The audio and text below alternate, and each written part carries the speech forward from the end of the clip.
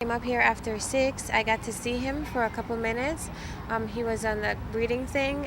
He was looking bad. The ventilator. He was looking bad. He was unresponsive. When I left, I came back. He was more responsive. Like, they didn't really want us to talk to him because they wanted him to wake up on his own. But he heard family's voice, of course, so he tried to open. When I saw him earlier this morning, his eyes were taped down. They didn't want, anything to happen. So that's why I said he looked really bad with the ventilator and the eyes taped down and everything.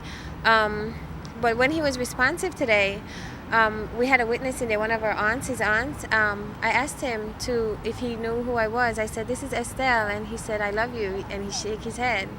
And my auntie tell him, my aunt Patricia was in there, and she told him, she said her name, and he held her hand. He put his hand out for her hand. So then I asked him right away, blink once for yes, twice for no. Do you know who did this to you? He blinked once for yes. What have the doctors said? Well, it's a 50-50 chance right now. The wound was where? The injury? The injury is to the neck, the lung, and his right lung. and his abdomen. Mm-hmm. He is very responsive. When you go in there and you talk to him, he shake his head, or And he would, talking. and then he would start mentioning things. Okay, good. That He is would a start good mentioning sign. things. Yes, And it you is. guys are hopeful that this will all work out. He Yes, will recover and they will charge who did this. Yes, we hope.